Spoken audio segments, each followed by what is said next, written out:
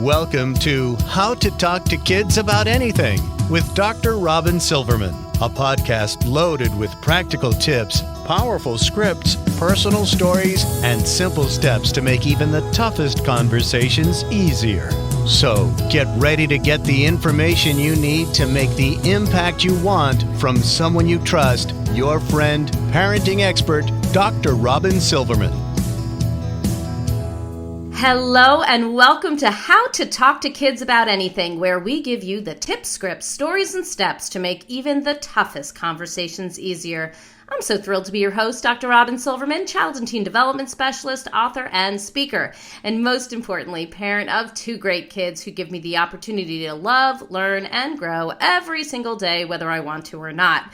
Believe me, I get it. It's not always easy, but we're in this together, and thankfully, we have a lot of wonderful people we can count on who can help us and give us the insight we need along the way. Friendship can be a beautiful part of life. We laugh, we cry, we play, we talk, we experience life with friends as we're growing up. I mean, thinking back to our childhood, don't you remember these incredible experiences that all involve friends? But that doesn't mean that friendship is a simple construct, and it certainly isn't always easy. There are important skills that kids have to develop in order to make and keep friends. How do they make friends? How do they learn to understand their friends' feelings? How do they learn to be part of a group and still maintain their own individuality? And how do they let go and forgive or even leave a friendship if they need to? For these questions and more, we are turning to Dr. Eileen Kennedy-Moore. Now, Dr. Eileen is a clinical psychologist based in Princeton, New Jersey, and a mom of 4. Her newest book is Growing Friendships, a kid's guide to making and keeping friends. Isn't that perfect? She has also written 2 books for parents, Smart Parenting for Smart Kids, and The Unwritten Rules of Friendship, plus an audio video series from the great courses called Raising Emotionally and Socially Healthy Kids. She's a trusted expert on parenting and child development. Dr. Kennedy-Moore speaks at schools and conferences and is often featured in major media. You can learn all about Dr. Eileen at eileenkennedymoore.com and check out her friendship advice for kids at drfriendtastic.com. Such an important topic with someone who has really devoted an important part of her career to helping kids master the art and emotions of friendship. I want to thank you, Dr. Eileen, for joining us on How to Talk to Kids About Anything. Thank you, Robyn. I'm delighted to be here. We are so glad you're here. But before we get into the meat of the matter, for those who haven't had the opportunity and the pleasure of meeting you, of reading your books, of being in your office, would you just take a moment to tell us what gets you up in the morning and what got you so interested in helping kids learn how to make and keep friends? Well, Robyn, when I was growing up, my family moved around about every 3 years.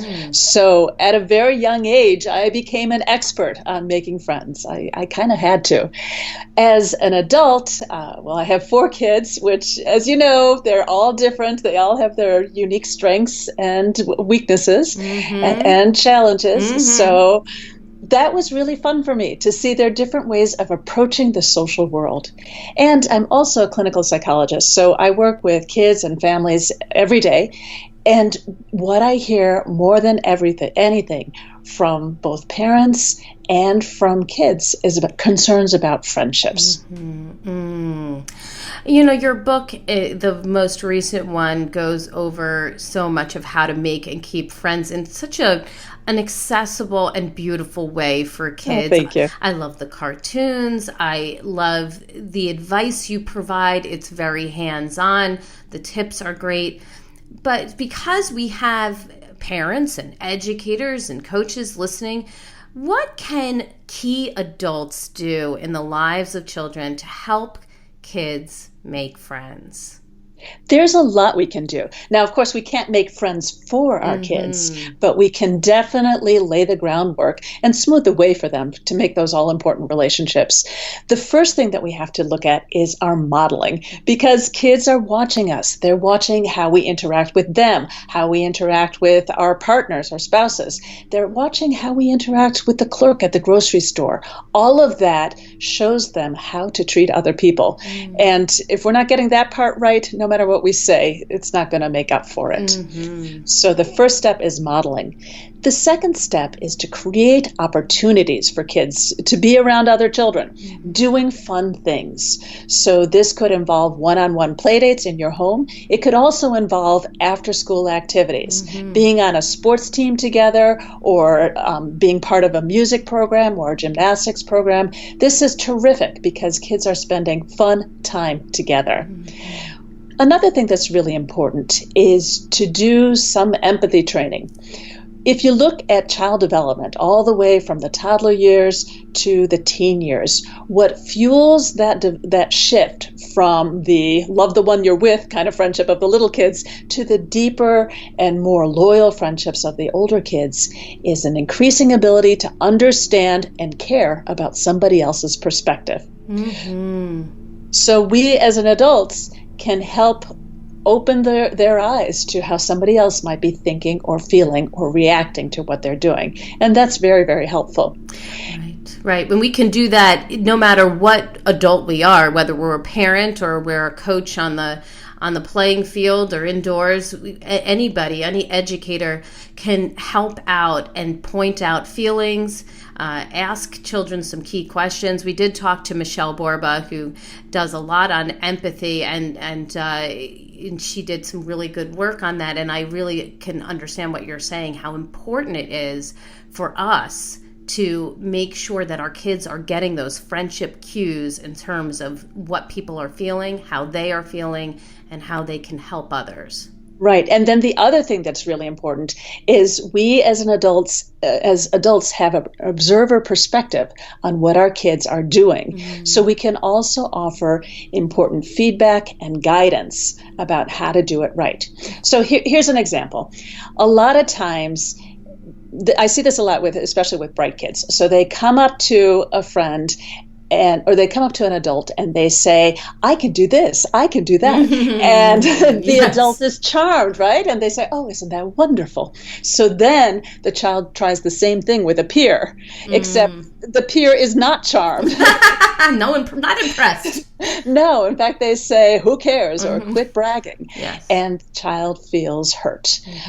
Now, it may seem like this kid is showing off or conceited, but really what's happening is the child hasn't learned that the way to approach adults is different from the way to approach children. With peers, we have to approach them as equals. And if you're talking about something that's true only of you, that has nothing to do with friendship. So instead, what we want to do is help our kids to, say, approach with a compliment, nice shot, or, ooh, I like the way your picture turned out, or to ask interested questions like what or how, to look for that common ground. What did you think of the new movie? How was your soccer game yesterday? And that shows interest, and it's building on that common ground, which is where friendships begin. Oh, I love the idea of common ground because, kids love to look at commonalities. What's the same? What do you see that's the same? Do you notice that girl has the same sneakers as you, right? Don't you have that shirt at home? And don't you love that book that he's reading over there? And it can help point it out. And then what do we do then? Do we help encourage them to go forward and say something to those kids then? Yes, because the first step in friendship is to show openness to friendship. We want to signal that we like them. We want to spend more time with them. We're interested. This could begin with a greeting. So shy children often have trouble with this. And what they do is somebody will say hi to them or just be near them. And what they'll do is they'll look down and maybe mumble something. And they're focused on their own distress, but what they're communicating to the other kid is, I don't like you and I don't want anything to do with you. Right. And I like the idea of making sure that you're looking for a way to get in with them by making the other person feel good. We're back to that empathy piece again. Exactly. So this is something that you can rehearse with your kid. Use role play.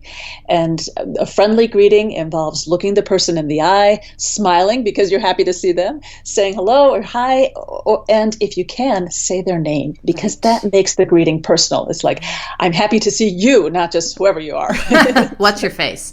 Right. Okay. And yes, we talk about a powerful greeting when we're talking about, hello, my name is, if you're just introducing them in the beginning, right? You're introducing yourself. Hello, my name is Robyn. It's nice to meet you. And then putting in maybe one of your questions or compliment, like, oh, I really like your shirt, or you're such a fast runner, or I love the way you dribble. You can dribble that ball and get it into the basket. Or maybe even a question like, how are you? Or what are you up to? Right? Or can I play? Which is a big one for the young ones, right? Well, be careful about that can I play question. Because so researchers have done these studies where they've videotaped kids on a playground. Yeah. I don't know how they got permission to do this, but they did. And it's good because they've learned that there's a very specific sequence about how to join a group at play. Yes. I love this part of your book too. Oh, good. So what we need to do, or what kids need to do, is watch and then blend. Yes. So watch what the kids are doing and then slide into the action without interrupting. So usually it is not a good idea to wander up and say, hi, I'm Sarah. Can I play too? Because think about it. What's going to happen? The kids have to stop what they're doing, turn around, look at your kid, decide whether they want your kid to join.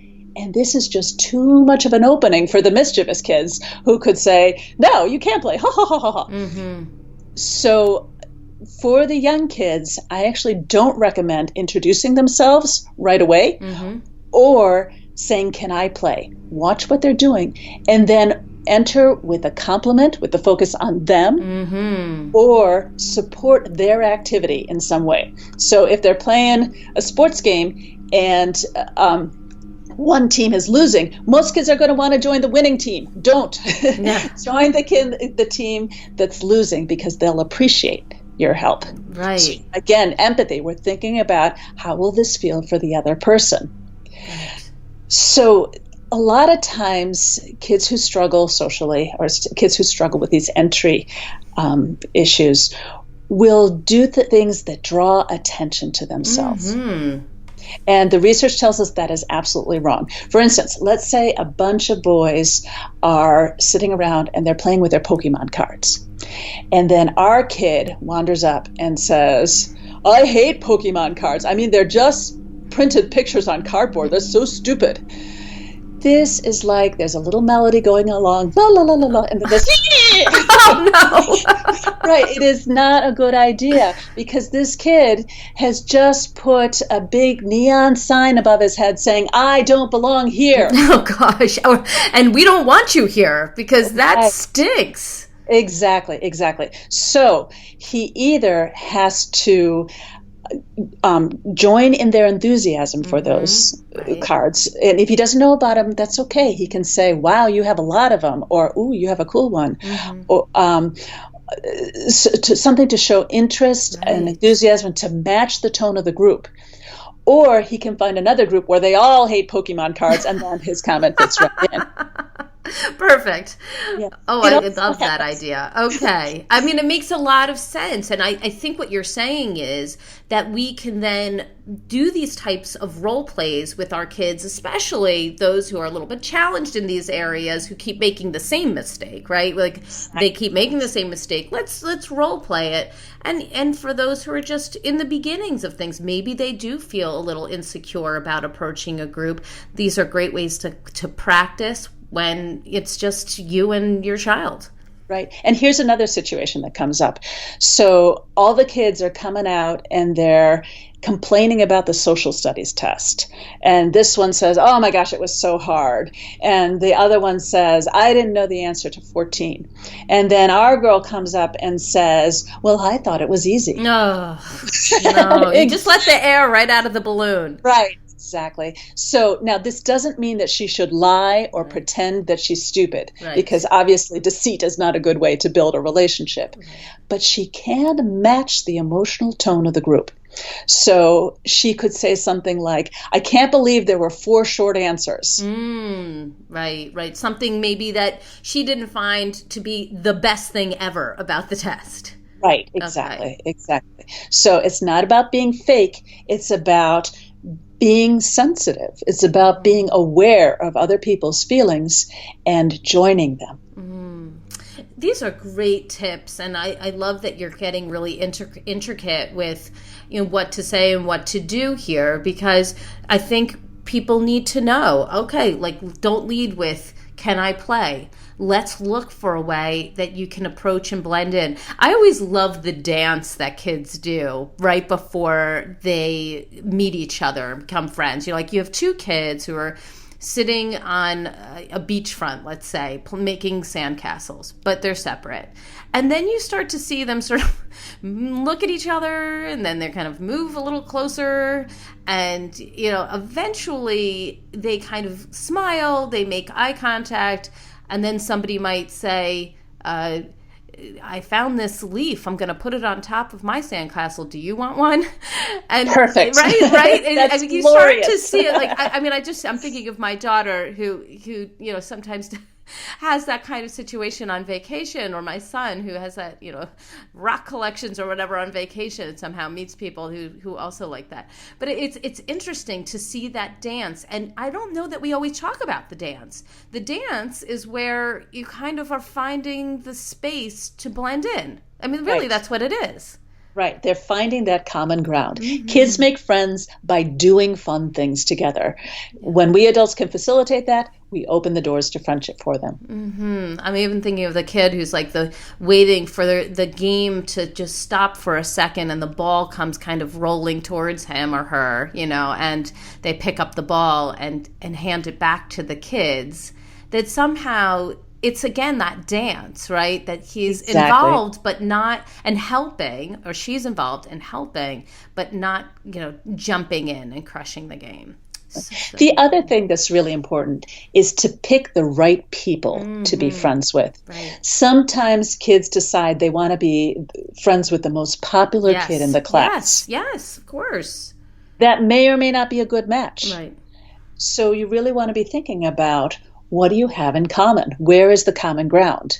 And if you don't like to do the same things as the most popular kid in the class, probably you're not going to become friends. Right. And it may not be a good match because they are, like, somebody else might be extremely exuberant and love to play outside and that kind of, and then you have a child who's mainly very quiet, likes to play indoors. I mean, we have to look at those kinds of things, because if the common ground isn't there, then the friendship may not really be able to develop unless you've got opposites attract and somehow they kind of pull at each other in a really positive way, which is sometimes we see. Well, there has to be the common ground first, and then the opposites, they can compensate for each other. Good point. One of the most robust findings from research on children's friendship is that similarity is what draws them together. Yes. Okay. I think that's a great point and important for kids to know as well as adults. So when we have a friend, so our child has a friend or a series of friends, what should we do, and what should we do help our kids do when they're having a conflict with a friend? That's a great question, Robyn, because it's going to come up. Yes. Nobody's perfect. No friendship is perfect. And there's even some research saying that friends argue as much, if not more, than non-friends. Interesting. Yes. So part of that is just because they spend more time together. But fortunately, friends are more likely to resolve those conflicts in ways that allow the relationship to maintain. So when our kid comes home and they're all upset about a big argument with a friend, our number one job as parents is to just comfort, is to just emphasize. And we can say things like, that must have been really upsetting for you, or you're really mad that she did that, or it hurt your feelings when he said that. So just reflect. Nice sounding board. A sounding board for their feelings and their thoughts. Okay. Right. So you may have in your mind, because of your careful observation of your child, lots of ideas. Well, didn't I tell you that this was going to be a problem if you kept on this way? Not a good move, probably, right? Not at this time. When your child is hurting, first they need to have you just on their side, just as a source of comfort. So then the other thing that we need to do, the next step, is to discourage retaliation.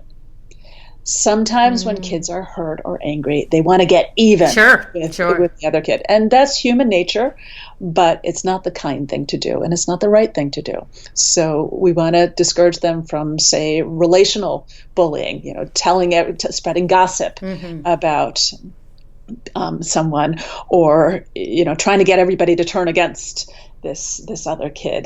That's not kind, and it's not right. And they need to hear that from us. The other thing that we can do is to encourage relationship repair. Now, we adults tend to want everybody to talk everything out, but research tells us that is not, compromise and negotiation is not the primary way that kids resolve conflict until age 19. How interesting. Very interesting. Right. Now, that doesn't mean that the younger kids can't do it, but it's harder and it's not their go-to strategy. Usually, the way kids resolve conflicts is they separate for a little bit, and then they rejoin and just be nice to each other. Yeah, it's almost like nothing happened at times, right? Right, exactly. So just let tempers cool and then try again. So I've had kids in my practice who are worried, we had this big argument, that's it, the friendship is over forever. And I'm like, no, why don't you try tomorrow? Just be nice to him. And usually they kind of get past it. Right. They find a new common ground. Exactly. Right. They have fun together again. Yes. And it really is a matter of kindness and generosity, of you being a good friend, if you can let go of those past grievances. So important and so challenging at times for adults, but I guess maybe for kids it's a day goes by and it feels maybe a little bit longer than it does for adults, because I think kids can do that pretty well. They really can. So I had a client once who the mom was saying, well, why don't you play with the boy down the street? And the kid responded something like, nuh-uh, because 2 years ago when we were in travel basketball together, he never passed. Oh, no. So I actually have a list of forgiveness guidelines that I use for kids. How lovely. And so if it happened more than a month ago, let it go. Yes. If it happened just once and it's never likely to happen again, let it go. Oh, nice. If the person sincerely apologized for whatever it was, let it go. If they didn't mean it, it was an accident, or they just didn't realize, let it go. I love these. I love those. I feel like adults, you can have those written out and put them up on a refrigerator. You can put them, up in your classrooms. You can put these around so that kids know forgiveness is such an important part of friendship and of all relationships. And I feel like, these young friendships are really foundational to how kids learn to be a good friend, but also how to be in all relationships as they grow older. Absolutely. Robyn, that is one of the things that I love the most about studying children's friendships. It's not like kids learn this all at age 9 and then they're done. Even as adults in new relationships or new situations, we're continuing to learn about getting along with each other. So the forgiveness is important not only for the other kid, but also for ourselves, because we don't want to be collecting grievances like beads on a string. So important. It makes us angry and upset and makes our stomach all clenched, and it's not a good way of living. Right. So even if the other kid doesn't deserve the forgiveness, you give it because you do. You do. Oh, that was a quotable and beautiful. Oh, that was beautiful. I think that is something that we all need to learn, right? We all need to learn, even as adults, to forgive, because it's helpful for our own health and well-being, not just the other person. Now, one thing that's really interesting about social skills is it's never about just doing one thing. So we need to be able to flexibly adjust our behavior to fit the situation or fit the relationship. So as important as it is to forgive, sometimes we also need to be able to speak up. Yes.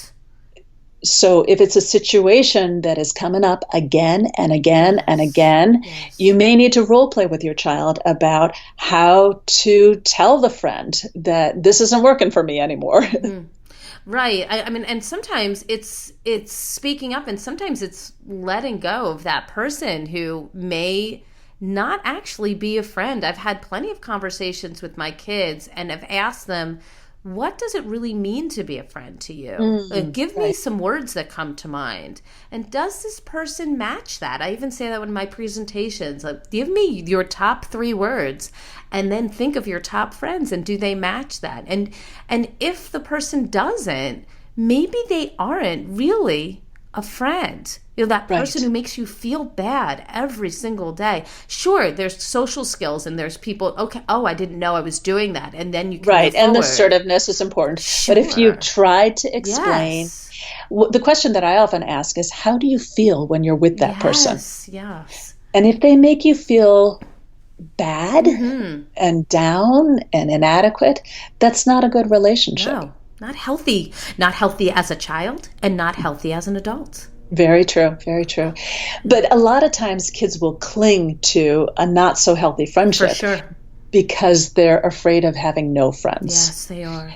And this is another place where we adults can step in by creating more opportunities for them to have friends. Yes. It's easier for them to fan the flames of a casual friendship than to start from scratch with somebody. Yes. So make sure that your child has opportunities to be around other kids doing fun things. Yes, I talk about diversifying our friendship circles. You know, sometimes there's somebody that I had interviewed who told me that, you know, when his parent was able to, you know, get involved with different groups when he was younger and bring him to different places, he had friends in a lot of different nooks and crannies of town, of the community, that when somebody was being nasty and mean and you know, really showing themselves not to be a friend, the relationship was really dwarfed by the fact that he had friends in a lot of different pockets, and that it wasn't so, that person was not his whole life.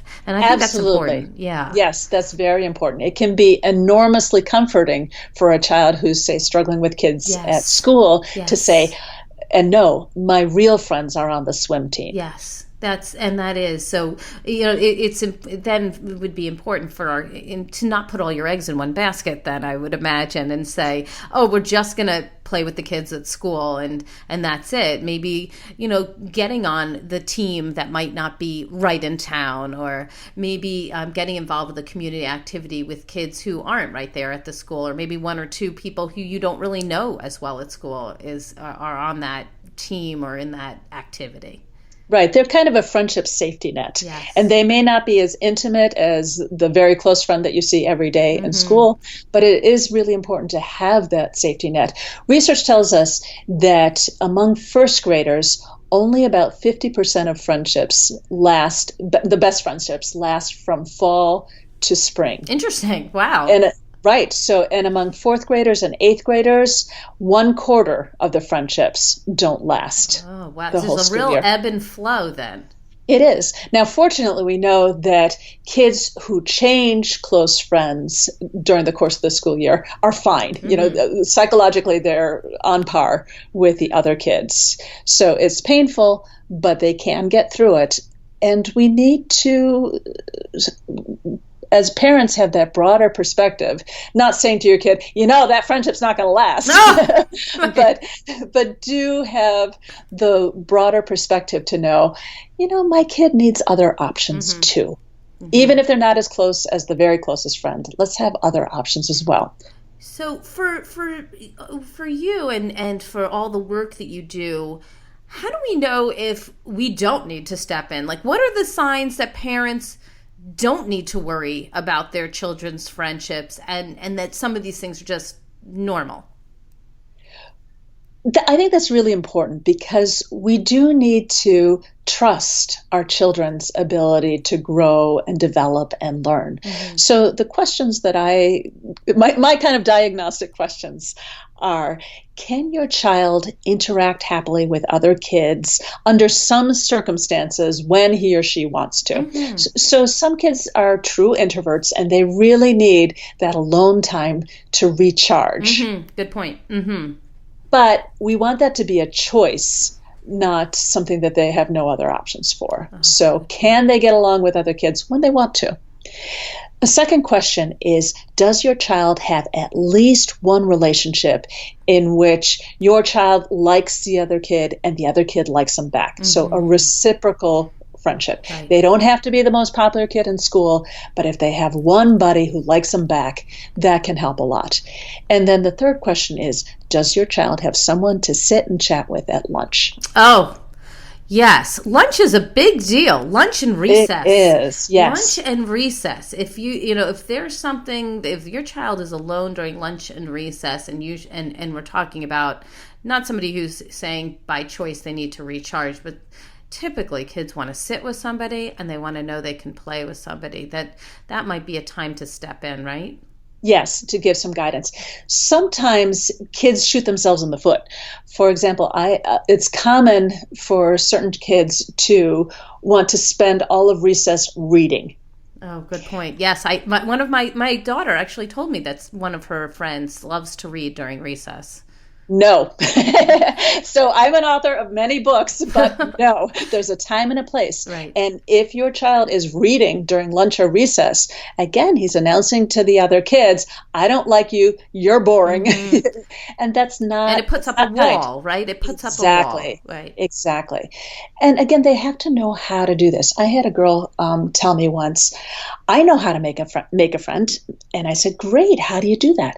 And she says, well, what I do is I go to the edge of the playground and I look very, very sad. Oh, no. And eventually everybody comes over. Oh, no. You don't want to play the victim. Oh, right. That's sad. Yes. So this might work once, but after that, the kids would rather be doing soccer or playing tag or running up and down the slide. Right. So, and is there something to say about the kid who does that over and over again, that sounds a little bit like crying wolf in some ways too, right?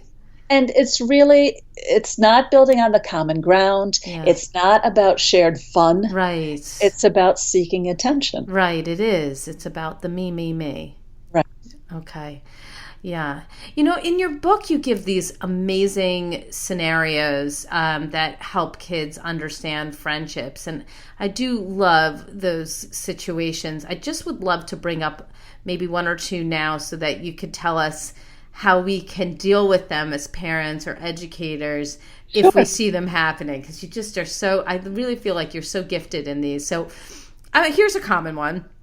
One of them in your book talks about the friendship tug of war. So your child is being pulled in two different directions. Maybe one kid's like, you can't play with the other person. And the other one's like, no, you have to play with me and you can't play. And they just feel like the two can't get along, but they both like your child. So now your child is feeling like torn apart and doesn't want to deal with either one of them. I mean, but wants everybody to play together. So right. What if we see this happening, or truthfully hear about it happening? Our child comes home, they're upset. And I've heard these types of things before. My child's in second grade and, first grade. I've heard these happening on the playground. What would you say to a parent or an educator who's seeing that happen or hearing that happen over and over? So is our kid the kid in the middle, or yes. the kid who, okay, let our kid be the one in the middle, but you certainly could speak to the the parent of one of the other ones too. Okay.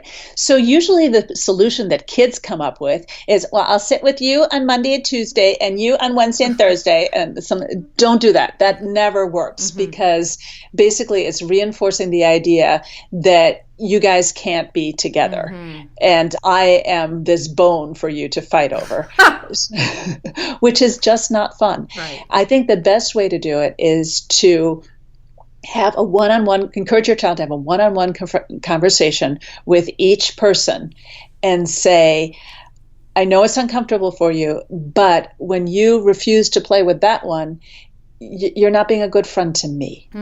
Because you're putting me in a position of having to choose, and I don't want to choose.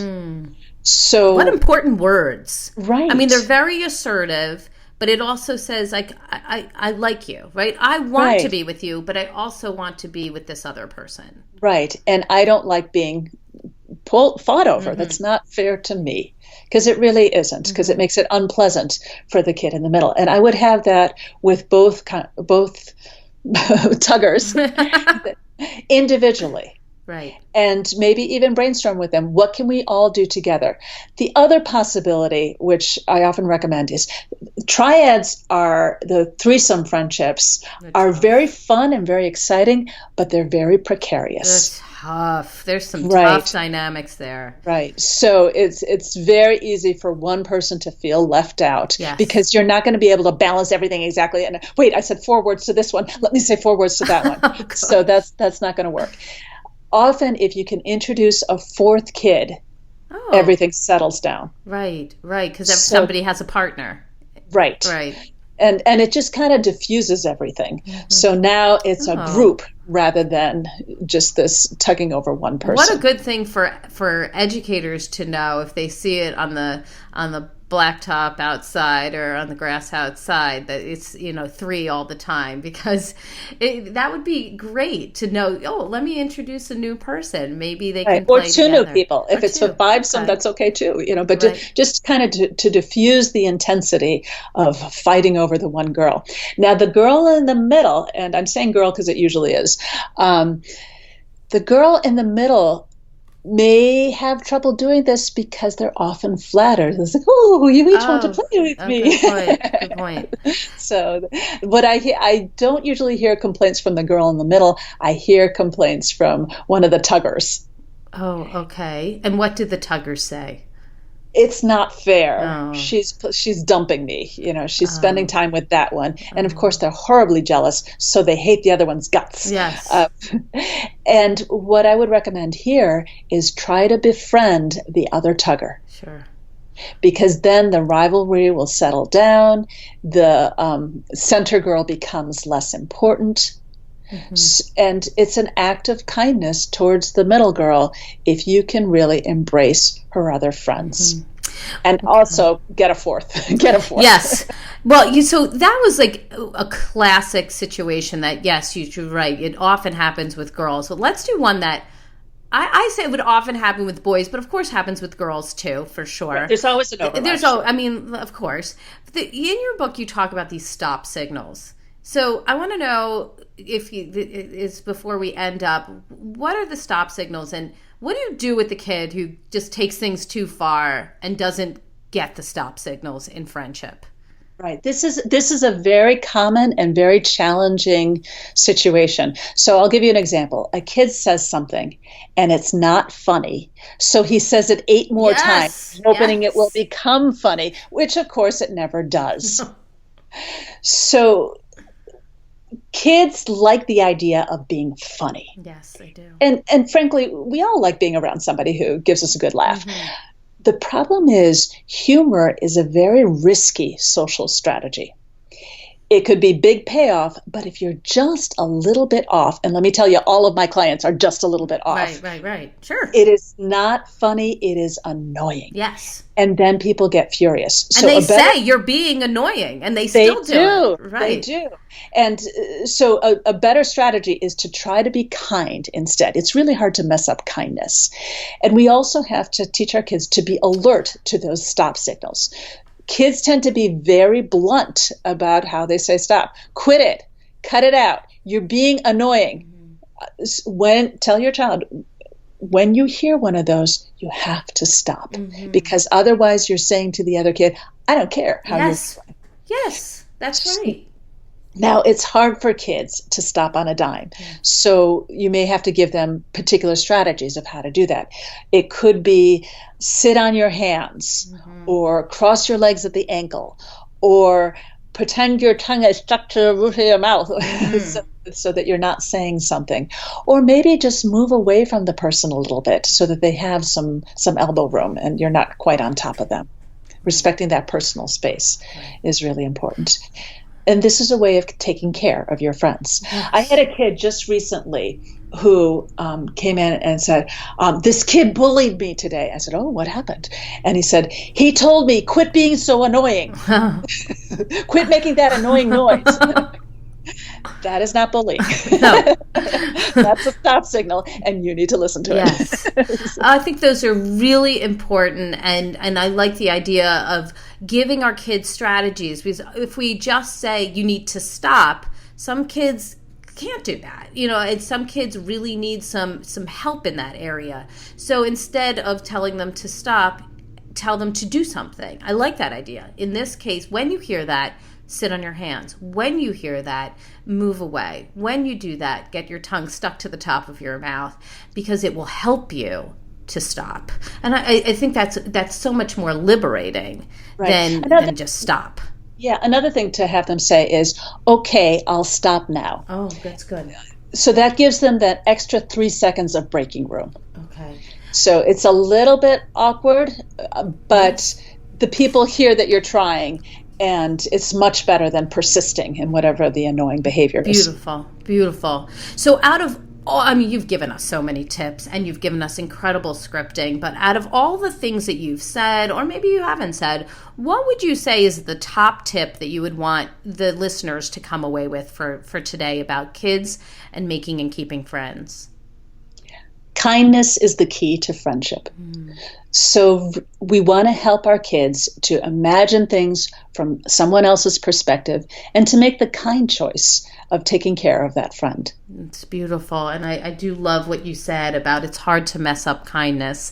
I think that's a beautiful way of saying that. Be kind. It's hard to mess up kindness. It's a beautiful go-to for kids, and using your heart, being empathetic. And those forgiveness skills were amazing. So right. You can also ask our kids, what would be the kind thing to do in this situation? Yes. So let them think it through. Yes. Now, sometimes kids do take it too far and will give away money or possessions. Sure. Yes. That doesn't work. And that's not really kindness, because you're thinking about, what can I get? Yes. Right. The other kids will take it because they're kids, but they will lose respect for your child. So focus on that common ground of having fun together. Such good tips and really important scenarios that we went over today that I think a lot of people have seen, they know. I've talked to many educators who've told me that they would love to get some strategies on how to get a kid to stop doing an annoying behavior. So maybe they'll apply that same thing in a different way. But I loved that you provided them for our friendship talk today. Can you give everybody the resource of the week? How can they find out more about you and your books, your speaking engagements? I know you speak at schools, and what you're up to. Well, the main website that I have is EileenKennedy-Moore.com, and that covers everything. Yes. But the main resource that I'd like to share is a new website I created for kids called drfriendtastic.com. And one of the things that I know as both a mom and a psychologist is that the way to reach kids is through humor. Yes. So there are plenty of social skills books out there that are very preachy, like be nice. Yes.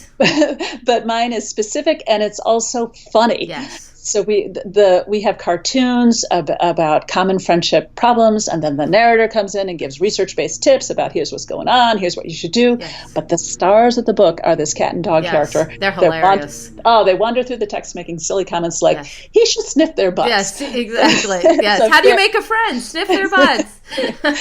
So drfriendtastic.com is a website that has friendship questions and advice.